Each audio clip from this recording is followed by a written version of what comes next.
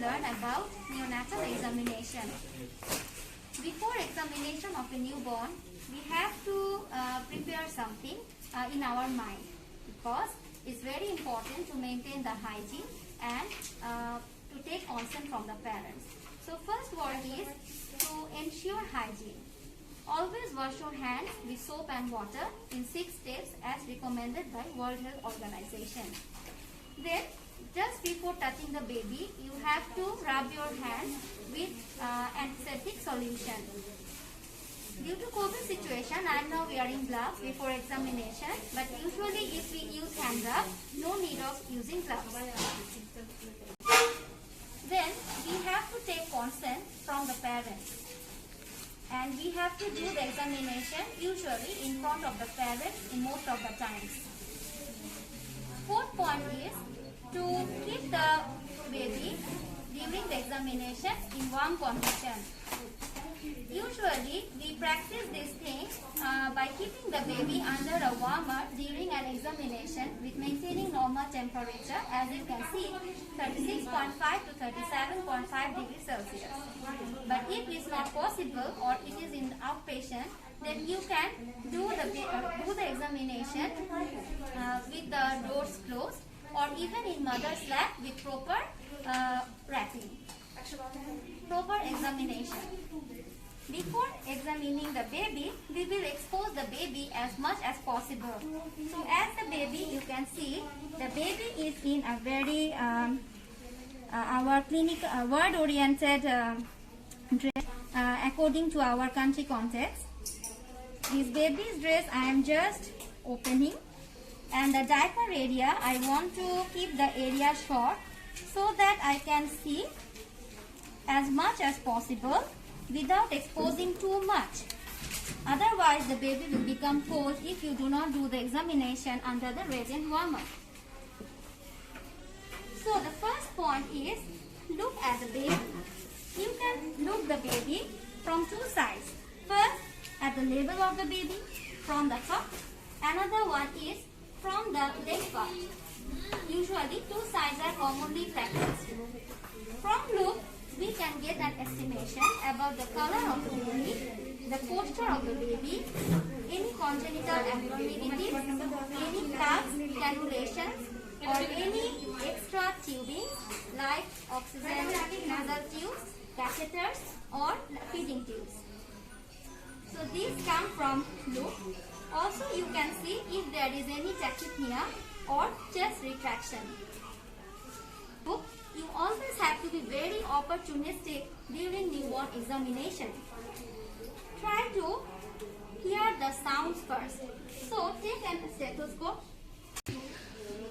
So first look at the respiratory rate, which we can see with keeping the watch close to our bed. You have to use these things by maintaining hygiene before keeping the things on the baby's chest. For respiratory rate, just wait for a while, and it is standard to count the respiratory rate for about 1 minute. But if during short examination, you are doing the examination, the time is short. So you can count the breath for 30 minutes. Then we can see the heart rate and the heart sounds. So near the apexvic area, we are seeing the heart rate. We are auscultating the heart rate, and at the same time I am looking at the watch. We will count for 15 seconds and roughly we will multiply with 4 so that the full heart rate in 1 minute I will get. Then we will also hear for heart sounds and any abnormal sounds. So after apex area, I am coming to other 3 areas.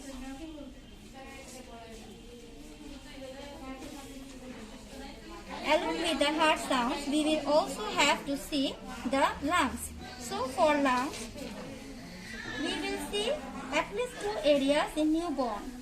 In the front part of the chest and then in the lateral side of the chest. Always compare the air entry and the breath sound or any added sound. Along with the heart and lungs examination, We can also auscultate the vowel sound in the right lower areas.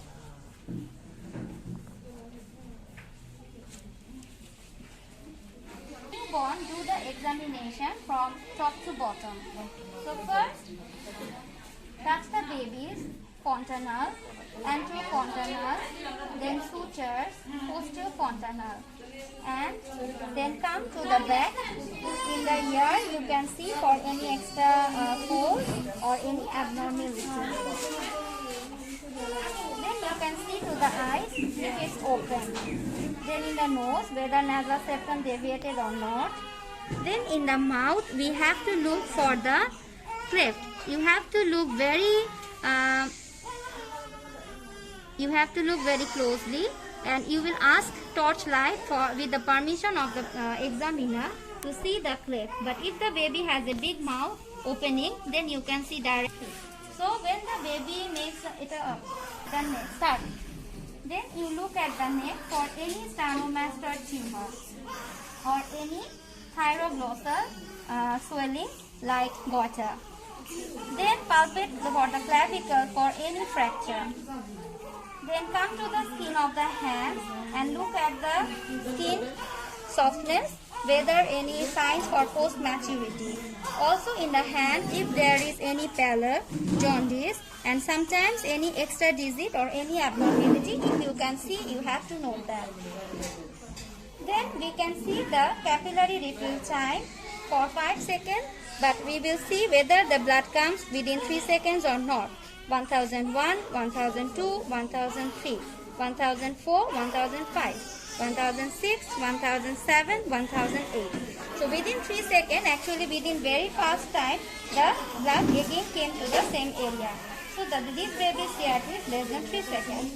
If the baby looks jaundice, we have also to see the extension of jaundice by pressing the finger over the bony areas, and then after removing hand, if there is any yellowish tint, the baby is not jaundice. Then the chest we have already examined. Now we will look at the abdomen. Abdomen examination. First, do a superficial palpation from any quadrant which you start, then you finish on that area.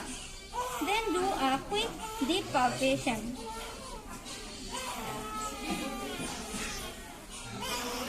Then as the same sequence like adult, we will see the other organs for any organomegaly.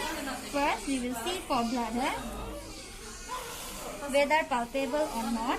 Then we look for kidneys by manually palpable or dilutable.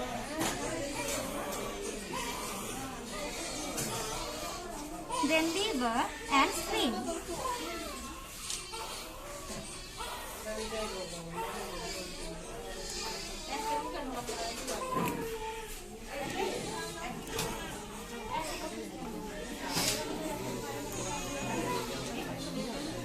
Usually in newborns, the age of the liver and spleen is 1 cm palpable is normal.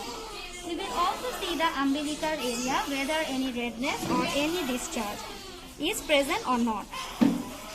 Then you have to see the femoral pulses one by one, if it is easily palpable or not. Then you have to look for the genitalia. Look for scrotal rugosity, the urethral opening, and whether both the testes are palpable or not. For the anal opening present or not. Have to see the hip test with the permission of the doctor or examiner. First, you stabilize the hip, both hips stabilize. See the symmetry of the skin crease, whether both skin folds look symmetrical or not. Then you position your fingers. In the inner thigh, there will be your thumb, and the middle finger will be in the greater trochanter. Then you can first do the Barlow test, and then you come again to replace the dislocated hip, which is Ortolani test. Similarly, you will do in another side. Finally, you will do the back. You will see the back for any spine abnormality like myelomeningocele and any sacral pit. And after that, before keeping the baby in the bed, you can do the reflexes. First, we can start with glabellar reflex. Keep the finger on the nasion and baby will blink eyes. Then you can see the rooting reflex by keeping your finger in the angle of the mouth, and baby will deviate the mouth towards lateral side in search of feeding. You can do the sucking reflex test. After that, you just see the tonic neck reflex by keeping the baby's neck to one side. There will be same-sided extension of both upper and lower limb, and there will be flexion of opposite side. Then we can see the palmar and plantar grasp. For palmar grasp, you have to keep your finger at the metacarpophalangeal joint and baby will grasp your hand or finger. Sole of the foot, when you touch your finger near the metatarsophalangeal joint, the baby will grasp your finger.